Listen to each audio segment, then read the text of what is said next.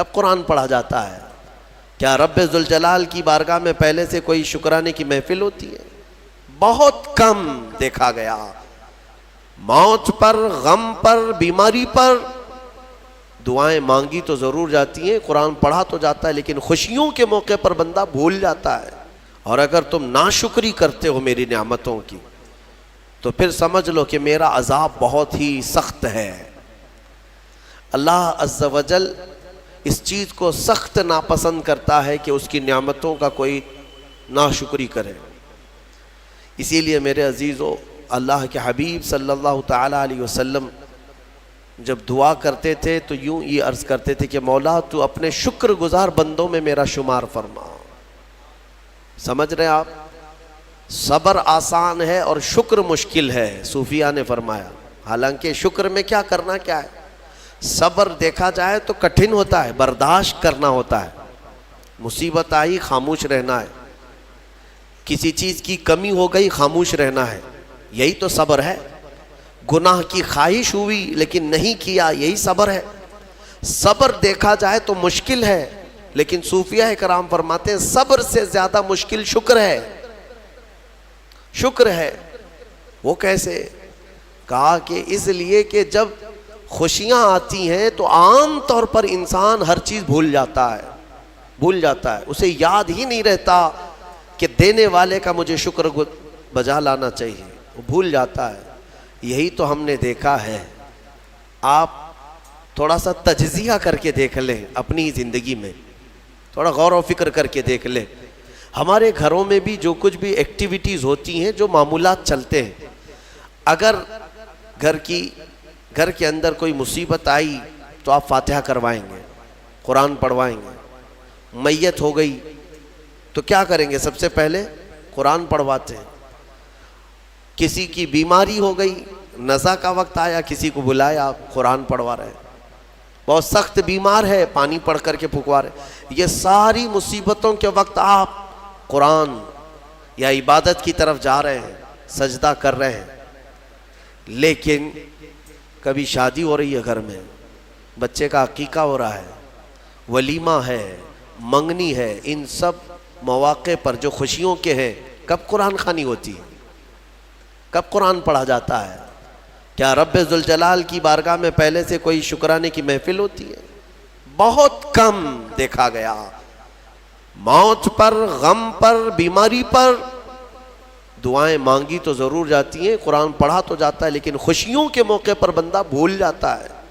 اسی لیے صوفیہ اکرام نے فرمایا شکر جو ہے یہ مشکل ہے، اور منافق شکر نہیں کر سکتا۔ یہ مومن کو عطا کی ہوئی نعمت ہے شکر کرنا۔ شکر کیسے کریں گے آپ؟ شکر کے بہت سارے طریقے ہیں۔ صرف یہ نہیں ہے کہ زبان سے کہہ دیا الحمدللہ، بلکہ تمہارے ہاتھ و پیر بھی شکر بجا لاتے ہیں، تمہاری زبان بھی اور تمہارا دل بھی۔ تینوں طریقے ہیں شکر کے۔ کسی کی زبان چلتی ہی نہیں تو کیا وہ شکر گزار نہیں ہے؟ لیکن اگر اللہ رب العزت کے حوالے اپنے آپ کو کر دیا، دل سے وہ کہتا ہے کہ مولا میرا کچھ نہیں، سب تیرا ہے، وہ دل سے کہہ رہا ہے، اس کے دل کا شکر ہے۔ وہ ہاتھ اور پیر اگر عبادت کے لیے اٹھاتا ہے تو یہ ہاتھوں اور پیروں کی طرف سے اللہ کا شکر ہے، اور پھر زبان سے اگر کہتا ہے تو یہ زبان کا شکر ہے۔ الحمدللہ۔ اور میرے عزیزو، اللہ تبارک و تعالیٰ کو شکر ہی پسند ہے، اور شکر کا جو سب سے بہترین لفظ ہے وہ کیا ہے؟ شکر کرنے کا اللہ کا سب سے بہترین لفظ کیا ہے؟ الحمدللہ۔ یہی ہے نا؟ آپ کو عادت ڈالی گئی ہے کہ کسی نے بھی اگر آپ سے پوچھا کہ طبیعت کیسی ہے تو آپ کیا کہتے ہیں؟ الحمدللہ۔ چاہے سر درد ہو ہی رہا ہو لیکن آپ کہتے ہیں الحمدللہ۔ یہ شکر کرنے کا سب سے بہترین لفظ کیا ہے؟ الحمدللہ۔ اب میں آپ کو بتاتا ہوں یہ سب سے بہترین لفظ ہے، اسی لیے دیکھو کہ اللہ نے اپنی کتاب، آخری کتاب قرآن بھی اپنے حبیب پر اتارا تو اس کا سب سے پہلا ورڈ کیا رکھا؟ الحمدللہ۔ الحمدللہ سے پورا قرآن شروع ہوا، پھر تم اگر مولا کی بارگاہ میں عبادت کے لیے کھڑے ہوئے، نماز کے لیے رکعت باندھے، امام اگر کہیں سے جہر میں شروع کیا تو کہاں سے؟ نماز میں بھی اگر امام قرات شروع کرتا ہے تو کہاں سے شروع کرتا ہے؟ الحمدللہ سے ہی شروع کرے گا۔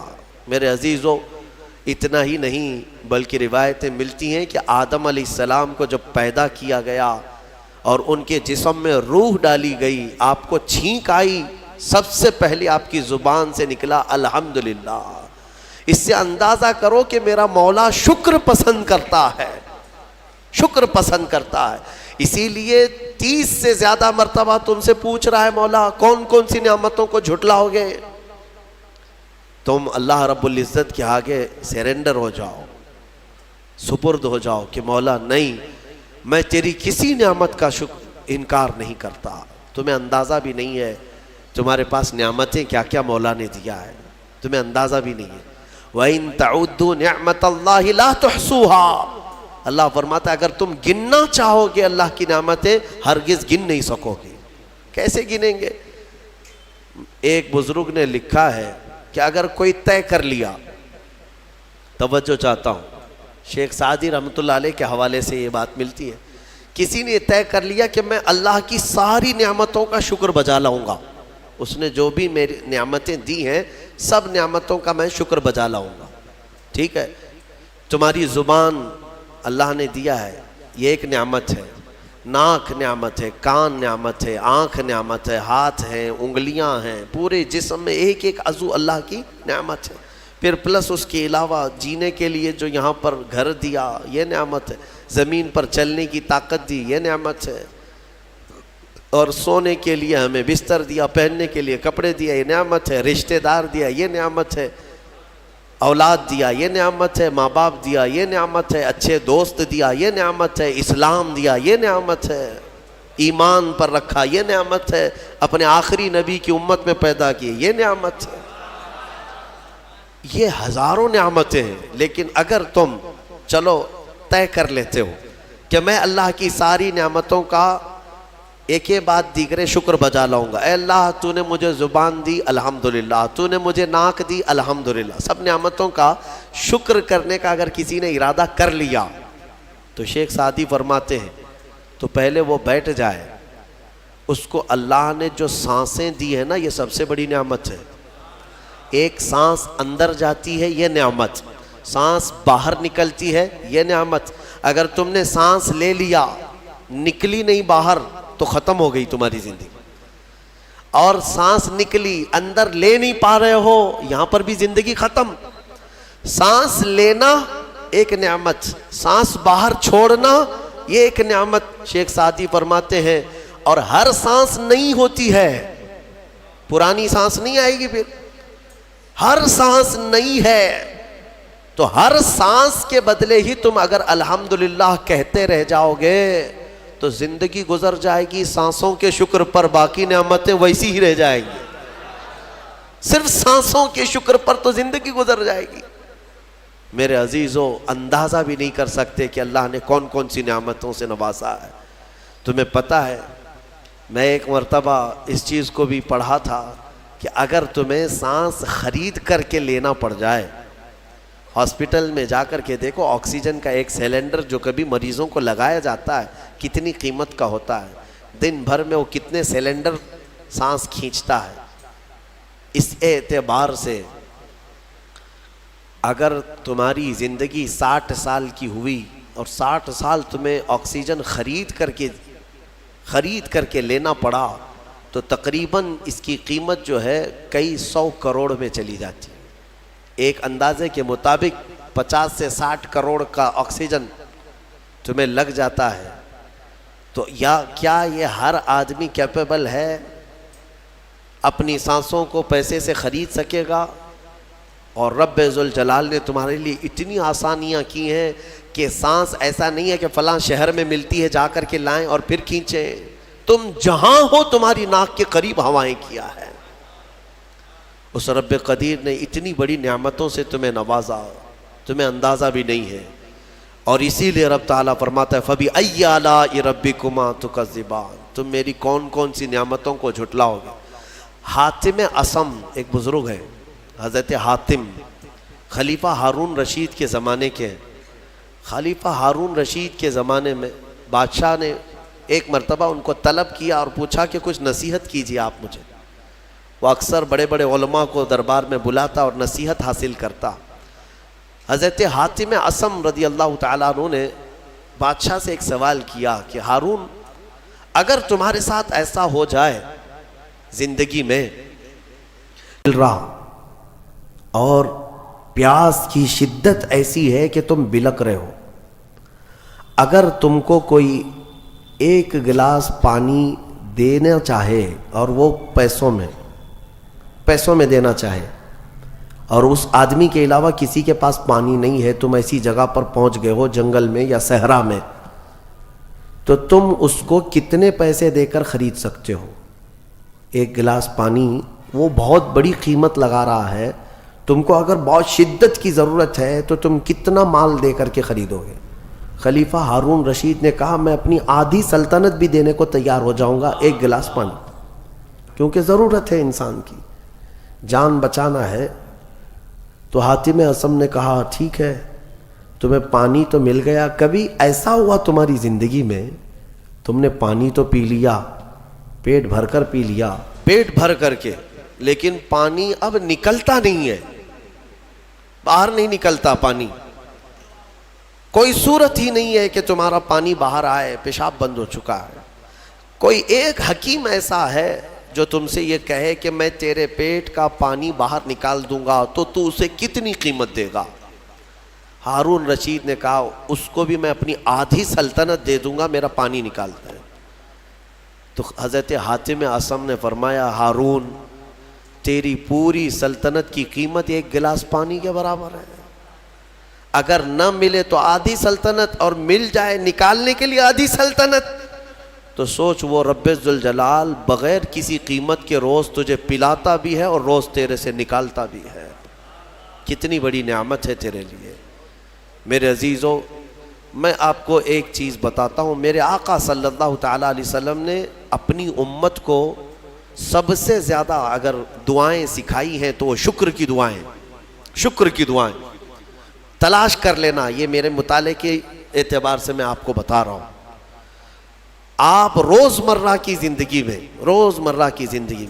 جو چیز بھی کرتے ہیں اس میں اللہ کا شکر ہے۔ میرے آقا نے سکھایا، آپ کھانا کھانے کے لیے بیٹھ رہے ہیں، بسم اللہ پڑھ کر کے شروع کیے، کھانا ختم ہونے کے بعد میرے آقا نے سکھایا ہے الحمدللہ الذی اطعمنا وسقانا وکفانا وجعلنا من المسلمین۔ کیا ہے؟ تمام تعریفیں اس اللہ کے لیے، شکر ہے اس مولا کا جس نے ہمیں کھلایا پلایا اور ہمیں ہدایت دیا اور مسلمان بنایا۔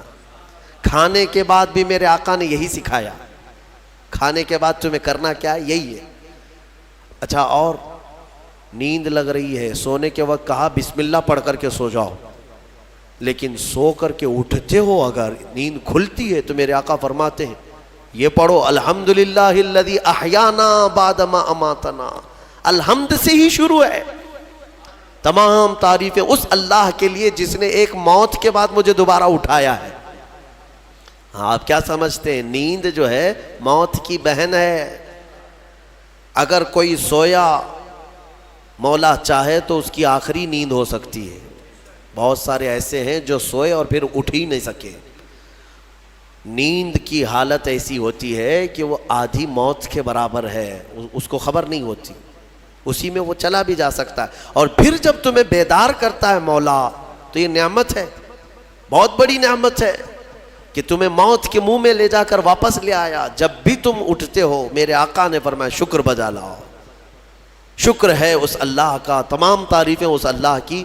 بعد ما اماتنا احیانا بعد ما اماتنا، ہمیں موت دینے کے بعد دوبارہ اٹھایا ہے، اس اللہ کا شکر ہے۔ سو کے اٹھو تو الحمدللہ۔ اتنا ہی نہیں میرے عزیزوں، میرے آقا صلی اللہ تعالیٰ علیہ وسلم فرماتے کپڑا اگر پہن لیا تو بھی پڑھو الحمدللہ الذی کسانی ھذا۔ تمام تعریفیں اس اللہ کے لیے جس نے مجھے یہ جوڑا پہنایا۔ ہاں، ورنہ اگر مولا تعالیٰ نہ چاہے تو کسی جسم پر کپڑا بھی نہیں آئے گا. وہ روز تمہیں پہناتا ہے, تمہارے سطر کو چھپاتا ہے. اتنا ہی نہیں, میں آپ کو بتاؤں, استنجا کے لیے بھی جاتے ہو, پیشاب کے لیے فرمایا گیا کہ بسم اللہ پڑھ کر کے تو جانا ہے, اور اللہ کی پناہ مانگ کر کے جاؤ, بسم اللہ اللہم انی اعوذ بک من الخبث والخبائث. لیکن جب تم استنجا کر کے باہر آتے ہو تو حضور نے فرمایا پھر یہ کہو الحمدللہ الذی اذھب عنی الاذى وعافانی. وہاں بھی شکر ہے. کس بات کا شکر ہے؟ تمام تعریفیں اس اللہ کی اس کا شکر ہے جس نے اذیت دینے والی, تکلیف دینے والی چیز کو میرے جسم سے دور کیا. تمہیں اندازہ ہے زہر ہے یہ جو اندر استنجا جمع ہو جائے تو آسانی سے آج پیشاب کر لیتے ہو, آسانی سے آج تم حاجت کر لیتے ہو, پخانہ ہو جاتا ہے, تو اس کو یوں مت سمجھ لینا کہ تمہارا کمال ہے. یہ رب تعالیٰ کی ہزار نعمتوں میں سے ایک نعمت ہے. اگر پیشاب تمہارا رک گیا, کڈنی کام کرنا چھوڑ دیتی ہے, آج جاؤ ہاسپٹلوں میں دیکھو ڈائلیسس کی مشینوں پر کتنے مریض سوئے ہوئے ہیں. تمہیں پتہ ہے پیشاب اگر نہیں نکلتا تو آج کے زمانے میں نیا ایک علاج ہے. ڈاکٹرز کیا کرتے ہیں کہ پانی جو ہے یہ پیشاب پورا خون میں مل جاتا ہے اور زہر بنتا ہے جسم میں. اگر ایک دن پیشاب نہیں ہوا تو پانی تمہارا جسم میں بھر جائے گا. اسی کو کریٹینن کا لیول بڑھنا کہتے ہیں. زہر بھر جاتا ہے. اب اس کو نکالیں کیسے؟ باہر آتا نہیں ہے, باہر آتا نہیں ہے. ڈاکٹر اس کے لیے ڈائلیسس کی مشین اس کو لٹاتے ہیں. کیا کرتے ہیں؟ بڑی موٹی موٹی 2 سوئیاں یہاں حلق میں ڈالتے ہیں گردن کے پاس, یا پھر ہاتھ سے ایک پائپ جسم کا پورا خون نکالتا ہے اور مشین میں ڈالتا ہے, اور مشین فلٹر کرتی ہے. دوسرے پائپ سے فلٹر کیا ہوا خون اندر جاتا ہے, اور جو پانی ہے وہ مشین نکال کر کے باہر ایک ڈبے میں پھینکتی رہتی ہے. میرے عزیزو, میں نے اپنی آنکھوں سے دیکھا ہے ایک بار ڈائلیسس کرنے کے لیے 4 گھنٹے لگتے ہیں, 4 گھنٹے لگتے ہیں. اور کئی مریض ایسے ہیں جن کو ہفتے میں 3 مرتبہ یہ کرنا پڑتا ہے, اور ڈاکٹر ان کو 1 بوتل پانی دیتا ہے. لمیٹڈ پانی پینا, پورے 2 دن میں 1 لیٹر سے زیادہ پانی مت پیو. اللہ چاہ کر کے وہ پانی نہیں پی پاتے, چمچ سے پانی پیتے ہیں, ڈھکن سے پانی پیتے ہیں کہ زیادہ ہو گیا تو جسم میں نکلنے کی جگہ نہیں ہے. خیر یہ تو ڈاکٹرز نے پیشاب نکالنے کے طریقے تو اپنا لیے میرے عزیزوں, لیکن اگر پخانہ نہیں نکلا تو اب تک اس کے علاجات بھی نہیں ملتے. کھا لیا آپ نے, اگر یہ غلاظت نہیں نکل پائی تمہارے اندر تو پورے جسم میں یہ زہر بن کر کے پھیل جائے گا, موت کا سبب بن جاتا ہے.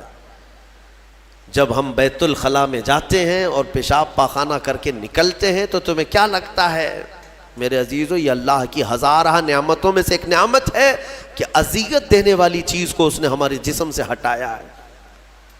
اسی لیے مولا فرماتا ہے فَبِأَيِّ آلَاءِ رَبِّكُمَا تُكَذِّبَانِ, تم میری کون کون سی نعمتوں کو جھٹلاؤ گے. اچھا یہ تو نکلنے والی بات میں نے کیا نا, نکلنے والی بات, لیکن تمہیں پتہ ہے تمہیں اگر کھانے کے لیے بھوک نہ لگے تو کچھ نہیں کر سکو گے.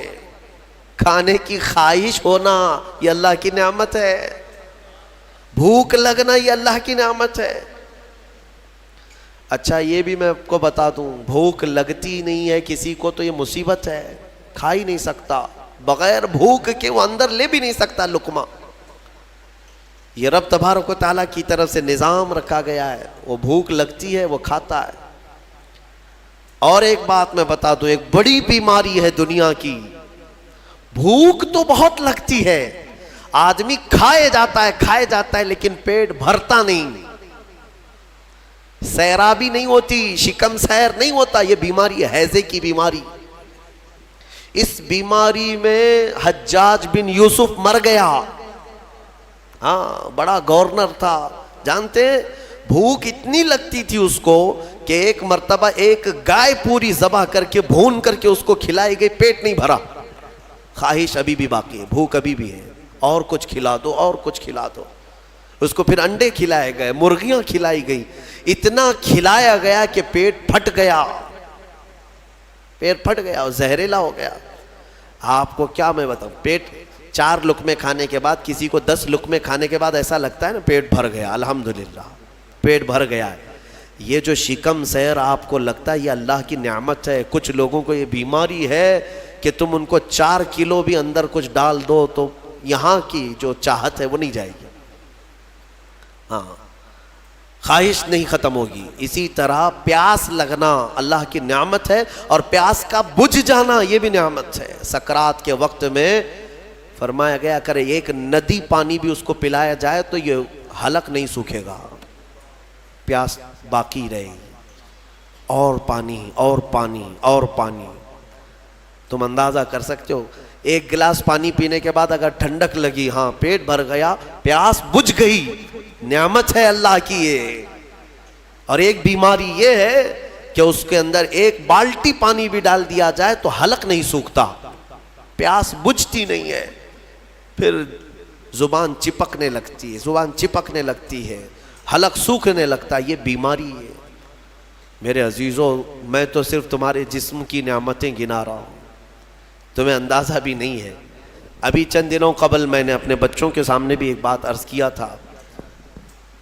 میں 1-2 سال قبل شاید ایک مطالعے میں تھا، کسی چیز کی اسٹڈی میں، ایک نئی چیز میرے مطالعے پہ آئی تھی۔ ایک صاحب کئی دنوں سے وہ بیمار رہتے تھے، ان کو ہوتا کیا تھا، چلتے تھے تو اچانک ٹیڑھے ہو جائے اور ایسا لگے کہ دیوار گر رہی ہے، روڈ پہ چلے تو ایسا لگے کہ یہ گاڑی میرے اوپر گرے گی۔ ہاں یہ ایک بیماری ہے۔ آپ زمین پر کھڑے ہوتے ہیں، 2 پیروں سے کھڑے ہوتے ہیں نا، بیلنس کیسے رہتا ہے تمہارا؟ یہ چاہے موٹے ہو تگڑے ہو لیکن سیدھے تو کھڑے رہتے ہو، اور چلتے ہو تو کیا ایک طرف جھک جھک کے چلتے ہو، کبھی ادھر کبھی ادھر نہیں، ہوائیں چاہے جتنی بھی آئیں آپ سیدھے چلتے ہیں۔ یہ کون ہے جو تمہارے بیلنس کو مینٹین کیا ہوا ہے؟ صرف 2 ٹانگوں پر تمہارے پورے وزن کو کس نے قائم رکھا ہے؟ اگر تجربہ کرنا ہے تو مٹی کا ایک پتلا اس طرح سے چلا کر کے دکھاؤ، 2 ٹانگوں پر چلا کر کے دکھاؤ، بیلنس کون رکھے گا؟ ارے پتلے بھی اگر بنا کر کے کھڑا کرتے ہیں کہیں اسٹیچو تو انہیں گاڑ دیتے ہیں، کھڑا نہیں کر پائیں گے۔ اتنا تمہاری ہی وزن کے بعد 80 کلو کا ایک پتلا بناؤ مٹی کا اور اس کو صرف پیروں پہ کھڑا کر کے دکھاؤ، نہیں کھڑا ہوگا، ہوا آئے گی گر جائے گا۔ تمہیں ہوا کیوں نہیں گراتی؟ کون ہے جو تمہیں برقرار رکھا ہوا ہے؟ آپ کو میں بتاؤں تو حیرت ہوگی آپ کہ کون سی چیز مینٹین کرتی ہے، پتہ ہے آپ کو کون سی چیز تمہارے جسم کے اندر؟ نہ تمہارے ہاتھ نہ تمہارے پیر۔ اللہ اکبر، اللہ کی نعمتوں پر قربان جاؤ۔ ایک صاحب انہوں نے مجھ سے ملاقات کی تھی اور اپنی بیماری یہ بتائی تھی کہ ایسا لگتا ہے، تعویذ بھی کرائے، دعا بھی کرائے، وظیفے بھی کروائے، بہت ساری۔ ایک ماہر دانشور تھے، انہوں نے مجھ سے یہ کہا کہ مولانا مسئلہ یہ ہے کہ ہمارے دونوں کانوں کے بیچ میں ایک چھوٹا سا پارا، ایک قطرہ ہوتا ہے پارے کا، لکوڈ پارا دیکھیں آپ، بی پی چیک کرنے کے وقت جو چڑھتا اترتا ہے مشینوں پہ، اس طرح کا ایک ہلکا سا ایک لکوڈ قطرہ ہمارے دونوں کانوں کے برابر بیچوں بیچ ہوتا ہے، اور وہ قطرہ ہے جو پورے بیلنس کو مینٹین کرتا ہے۔ وہ ایک قطرہ ہے، اگر اس قطرے کے اندر ذرا برابر بھی ادھر ادھر ہوا، وہ ایک طرف ہو گیا تو آدمی یوں چلنے لگ جائے گا، اگر وہ اس طرف ہو گیا قطرہ تو پھر آدمی اس طرف جھک جائے گا، اور یہ جلدی ہوتا نہیں ہے۔ وہ اتنا مضبوطی کے ساتھ پورے انسانوں کے جسموں کو سنبھالے رکھتا ہے۔ میرے عزیزوں، پھر میں یہ پوچھتا ہوں فَبِأَيِّ آلَاءِ رَبِّكُمَا تُكَذِّبَانِ، تم اپنے رب کی کون کون سی نعمتوں کو جھٹلاؤ گے؟ اور ایک بات عجیب عجیب چیزیں میں نے دیکھی، کبھی ہم غور نہیں کرتے نا اپنے جسم میں، اور اسی لیے میرا رحمان فرماتا ہے وَفِي أَنفُسِكُمْ أَفَلَا تُبْصِرُونَ، تمہاری ذات میں میری نشانیاں ہیں، تم دیکھتے نہیں؟ اللہ پوچھ رہا ہے تمہاری اپنی ذات میں میری نشانیاں ہیں۔ محبوب الہی نظام الدین اولیاء رحمۃ اللہ تعالیٰ علیہ نے فرمایا اللہ تبارک و تعالیٰ تک اگر پہنچنا چاہے بندہ تو صرف اس کی نسیں جو ہے نا، اس کی رگیں، یہی کافی ہیں اس کے لیے۔ ہاں میرے عزیزو، آج بھی ڈاکٹرز یہ کہتے ہیں کہ تمہارے جسم کے اندر کی نسیں اگر کھول کر کے پھیلا دی جائیں تو 10,000 کلومیٹر تک پھیل جائیں گے، یعنی تقریباً ایک دنیا گھومنے کے برابر۔ اتنی نسیں تمہارے جسم کے اندر ہیں کہ اگر ان کو کھول کر کے پھیلا دیا جائے تو اتنی لمبی ہوں۔ کون ہے جو یہ سارا مینٹین کیا ہوا ہے؟ اور ہر نس میں وہ خون کو دوڑاتا ہے اور پھر واپس پہنچاتا ہے دل تک۔ ایک چیز میں جو کہہ رہا تھا وہ یہ ہے، عجیب سی چیز ہے، ایک صاحب نے فرمایا کہ ایک بیماری ہے کہ یہ ایک صاحب ہیں کہ ان کی آنکھوں کی پلک بند ہی نہیں ہوتی، اس پر تحقیق کی گئی۔ میرے عزیزو کتنی چھوٹی چیز لگتی ہے، آپ پلکیں جھپکاتے ہیں نا، آپ کے اختیار میں نہیں، اور بہت ہلکی سی ہے، یوں کیا بند ہوئی، یوں کیا کھول دیا، آنکھیں بند ہو رہی کھل رہی ہے۔ آپ کو پتا ہے اس کے اندر کیا چیز ہے؟ کہا کہ ایک بہت ہلکا سپرنگ ہے ان پلکوں کے بھی اوپر، باقی سب جگہ اس طرح اپنے آپ نہیں ہوتے ہیں کہ خود سے جو ہے بند ہو رہی ہو کھل رہی ہو۔ کان کیا اس طرح کرتا ہے ہمارا؟ اٹھ گیا اپنے آپ، بیٹھ گیا اپنے آپ۔ یہ ہلکی سی پلکوں کی جو چمڑی ہے نیچے آتی اوپر جاتی، نیچے آتی اوپر جاتی، کیا چیز ہے اس؟ تو ایک صاحب نے ہمیں بتایا کہ بہت ہلکا سپرنگ ہوتا ہے، اگر وہ سپرنگ ختم ہوا کسی کا تو بلڈوزر سے بھی کھینچ کر کے بند نہیں کر سکو گے۔ ان پلکوں کی چھوٹی سی چمڑی کو کھینچ کر کے بھی بند نہیں کر سکو گے، وہ بند نہیں ہوگی پھر۔ اسی لیے مردوں کو دیکھو، اگر کسی کی آنکھیں بند نہیں کیا آپ نے موت کے بعد، وہ کھلی رہ گئی، تو پھر آپ گھنٹوں کھینچ کھینچ کے اس کی آنکھ بند کرو، بند نہیں ہوگی، نہیں ہوگی، کیونکہ موت کے بعد یہ سارا حصہ ختم ہو گیا۔ اور مرے ہوئے آدمی کو آنکھیں بند ہے اس کی، آپ نے بند کیا، پھر اس کے 1-2 گھنٹے کے بعد اس کی پلکیں اٹھا کر کے دکھا دو، کھول کر کے دکھا دو اس کی آنکھیں، سارے لوگ مل کر کے بھی اس کی آنکھوں کی پلکوں کو کھول نہیں سکیں گے۔ میرے عزیزو، ہے تو بہت ہلکی سی چیز، لیکن تمہیں پتا ہے اس کی معنویت کتنی ہے؟ اس کی معنویت کتنی ہے؟ یہ بات میں کیوں کہہ رہا ہوں؟ ایک صاحب کو یہ بیماری کی وجہ سے، اس بیماری کی وجہ سے وہ پاگل ہو گئے۔ کیا بیماری تھی؟ کہ پلک جھپک نہیں رہی ہے، بند نہیں ہو رہی ہے، اور بند نہیں ہو رہی ہے تو نیند نہیں آتی۔ جیسے نیند آئے گی تو آنکھوں کا آٹومیٹک بند ہونا ہے، اور آنکھ بند نہیں ہو رہی تو سوئے گا کیسے؟ اور نس ہونے کی وجہ سے وہ مینٹلی ختم ہو گیا، پاگل ہو گیا، اور اب تو شاید مر بھی گیا ہوگا۔ یہ کافی 2-3 سال پہلے کی بات میں ہم اندازہ بھی نہیں کرتے کہ اتنی چھوٹی چھوٹی چیزیں۔ میرے عزیزو، ہمارے بال جو جسم میں ہیں، ایک رواں بھی اس کا بال کا، یہ اللہ کی نعمت ہے۔ آپ دیکھیں ایک بال بھی نکل گیا تو پھوڑی آ جاتی ہے، اس کی قیمت بتانے کے لیے کہ یہ یوں ہی اللہ نے نہیں دیا تم کو، یوں ہی نہیں۔ ایک خاتون کو میں نے دیکھا تھا، چھوٹی سی لڑکی تھی، وہ اس کے صرف یہ آنکھوں کے اوپر کی بھویں نہیں تھی اور بال کچھ بھی نہیں تھے، جس کی وجہ سے وہ اتنی ڈراؤنی لگتی تھی کہ بچے دیکھ کر کے بھاگ جاتے تھے۔ صرف یہ آنکھوں کے بال نہیں تھے، اور وہ چہرہ چھپائے رہتی۔ بہت بڑی ٹیلنٹڈ بچی، پڑھنے میں لکھنے میں ساری چیزوں میں بہت اچھی، لیکن اس کی وجہ سے وہ چہرہ چھپائی رہتی۔ اس دن مجھے محسوس ہوا کہ اگر ایک بھی چیز ہماری ادھر ادھر ہو جائے تو انسان کا سارا جمال ختم ہو جاتا ہے۔ اسی لیے میرے عزیزو، اللہ نے جو چیزیں تمہارے پاس آج دی ہیں، شکر بجا لاؤ، اللہ کا شکر بجا لاؤ۔ اور سورہ رحمان آج تم نے سنا ہے، بار بار مولا کی بارگاہ میں عرض کرو، مولا ہم تیری کسی نعمت کو نہیں جھٹلاتے، ہر نعمت پر تیرا شکر بجا لاتے ہیں۔ میں اپنی گفتگو کو سمیٹتے ہوئے آخر میں ایک حدیث سنا دیتا ہوں۔ اللہ کے حبیب صلی اللہ تعالیٰ علیہ وسلم نے ارشاد فرمایا، آج ہی میں نے درس قرآن میں بھی سنایا تھا، حضور اکرم صلی اللہ علیہ وسلم نے فرمایا، 3 چیزوں کو غنیمت جانو، 3 چیزوں کے آنے سے پہلے پہلے۔ وہ 3 چیزیں کیا ہیں؟ توجہ سے سنو۔ میرے آقا فرماتے ہیں، جوانی ہے تو غنیمت جانو بڑھاپا آنے سے پہلے۔ جوانی کو غنیمت جانو بڑھاپا آنے سے پہلے، اس لیے کہ بڑھاپے میں جو کچھ ہوتا ہے وہ پھر وہ بوڑھوں کو معلوم ہے۔ ساری چیزیں ایک کے بعد دیگرے رخصت ہونے لگ جاتی ہیں، وہ طاقت نہیں، وہ قوت نہیں۔ بڑھاپے میں بہت خواہش تو ہوتی ہے کرنے کی، لیکن کر نہیں سکتا۔ اسی لیے جوانی کو غنیمت جانو۔ اے نوجوانوں، عیاشی میں برباد کرو گے تو پچھتاؤ۔ دوسری چیز میرے آقا فرماتے ہیں، آج صحت ہے تو صحت کو بیماری سے پہلے غنیمت جانو۔ بیمار ہونے سے پہلے دیکھو اپنے ہاتھوں کو، پیروں کو، سب صحیح سلامت ہے آج؟ آنکھ دیکھ رہی ہے، کان سن رہے ہیں، زبان بول رہی ہے، ہاتھ پیر چل رہے ہیں، شکر کرو اللہ کا۔ اس لیے کہ ہم نے دیکھا ہے چند دنوں کے بعد ایسی بیماریاں جکڑ لیتی ہیں، سجدہ کرنا چاہتا ہے لیکن پیر مڑتے نہیں، پیر جام ہو گئے۔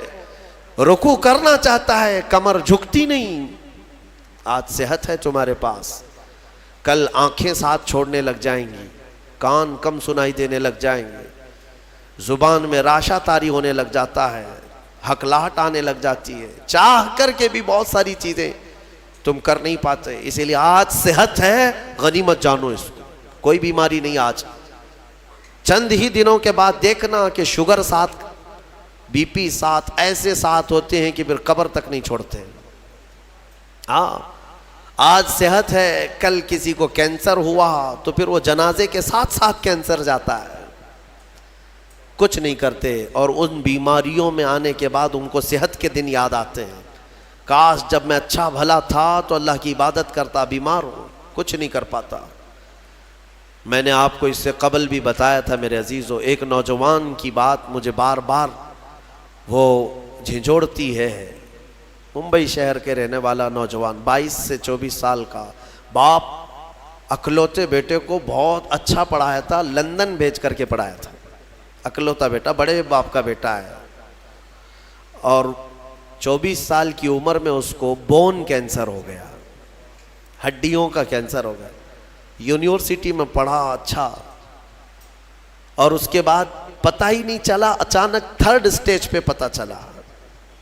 پھر 6 مہینے شاید علاج کے لگے ہوں گے، ڈاکٹروں نے کہا کہ اس کو گھر لے جاؤ، اب کچھ نہیں ہوتا۔ گھر آیا تھا، اس کی ہڈیاں گل گئی تھی۔ ہاں، بون کینسر بڑا ڈینجر ہے، ہڈیاں جو ہے پاؤڈر ہونے لگ جاتی ہیں، اس کو اگر اٹھائیں تو پیٹھ کی ہڈی میں انگلیاں اندر جانے لگ جاتی ہیں۔ یہ کینسر بہت خطرناک قسم کا ہے۔ اس کے چند دن بچے ہوں گے اپنے گھر پر، علاج وغیرہ سب ختم ہو چکا۔ اس نے اپنے باپ کو ایک دن حسرت سے بلایا اور کہا، ابا میری وہ 10ویں کی، 12ویں کی، گریجویٹ کی یہ جو مارک شیٹ ہے، سند ہے، جو میں نے میڈل حاصل کی وہ کہاں ہے؟ کہا بیٹا سب سنبھال کے رکھا ہوں۔ کہا میں دیکھنا چاہتا ہوں۔ باپ نے وہ ساری چیزیں الماری سے اس کو دیا کہ یہ سرٹیفکیٹ ہے، یہ تیری سند ہے، یہ مارک شیٹ ہے، یہ ساری چیزیں ہیں۔ وہ نوجوان بستر پر لے کر کے اپنی سرٹیفکیٹ پڑی ہوئی، اس میں ٹاپر بھی رہا ہے، وہ سب چیزیں دیکھ دیکھ کر کے رونے لگا، اور پھر اپنے باپ سے ایک سوال کیا کہ ابا یہ ساری مارک شیٹ اور سند میں کون سی ایسی ہے جو میں منکر نکیر کو بتاؤں تو مجھے چھوڑ دیا جائے، کیونکہ میں جا رہا ہوں اب آخری سفر پر، میں آخری سفر پر جا رہا ہوں، اب تو میرے پاس اتنا وقت بھی نہیں ہے کہ میں کوئی اور چیز حاصل کروں۔ اس کے باپ نے مجھے یہ چیز بتائی تھی۔ وہ کہتے تھے کہ مولانا آپ بچوں کو بتاؤ، واقعی صحت جب تک تھی تم نے نہ قرآن کی طرف توجہ دیا، نہ میرے رحمان کو راضی کرنے کی کوشش کی۔ صحت آج ہے تو شکر بجا لاؤ اللہ کا، بیماری میں وہ مولا تمہارے ساتھ ہوگا۔ 2 چیزیں میں نے عرض کی ہے، جوانی کو غنیمت جانو بڑھاپا آنے سے پہلے، صحت کو غنیمت جانو بیمار ہونے سے پہلے، اور سب سے بڑی چیز میرے آقا فرماتے ہیں زندگی کو غنیمت جانو موت آنے سے پہلے۔ ہاں ٹھیک ہے، بڑھاپے میں کچھ تو کر سکتے ہو، بیماری میں کچھ تو کر سکتے ہو، مرنے کے بعد کیا کر سکتے ہو؟ تو اس لیے آج زندہ ہیں، اسی کو غنیمت جانو کہ اللہ ابھی تو ملک الموت نہیں آیا، ابھی تمہارے پاس ٹائم باقی ہے، سانسیں چل رہی، وقت باقی، صحت بھی ہے، جوانی بھی ہے، زندگی بھی ہے، تو سب ہے تمہارے پاس۔ پھر اللہ کی ناشکری کرنا میرے عزیزوں یہ سب سے بڑا گناہ ہے۔ اسی لیے میرے آقا صلی اللہ علیہ وسلم نے فرمایا معراج کی رات میں نے جہنم میں سب سے زیادہ عورتوں کو دیکھا۔ حضور سے پوچھا عورتوں نے کہ کس وجہ سے؟ حضور نے وجہ یہی بتائی، ہن یکفرن العشیر، وہ اپنے شوہروں کی ناشکری کرتی ہیں، ناشکری کرتی ہیں۔ کب تو نے میرے ساتھ اچھا کیا، یہ لفظ کہتی ہیں جس کی وجہ سے مولا ان کو جہنم میں پہنچایا۔ عورت اگر شوہر کی ناشکری کی وجہ سے جہنم میں ہے تو یہ بندے جو سیدھے رحمان کے ناشکرے ہیں وہ کس قدر جہنم میں جلیں گے۔ اسی لیے میں ڈراتا ہوں اس بات سے کہ اللہ رب العزت کا شکر بجا لاؤ، جیسا رکھا ہے اس نے بہت ہے، بلکہ دیکھا جائے تو ہماری حیثیت سے زیادہ اس نے عطا کیا ہے۔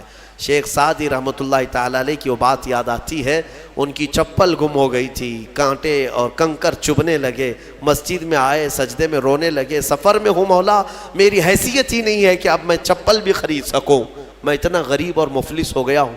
باہر نکلے تو دیکھا ایک آدمی پیر کٹا ہوا بیٹھا تھا جس کے دونوں پیر نہیں تھے، تو واپس گئے اور اللہ کا شکر بجا لانے لگے، اے مولا میری تو چپل ہی نہیں ہے، اس کے پاس پہننے کے پیر بھی نہیں ہے۔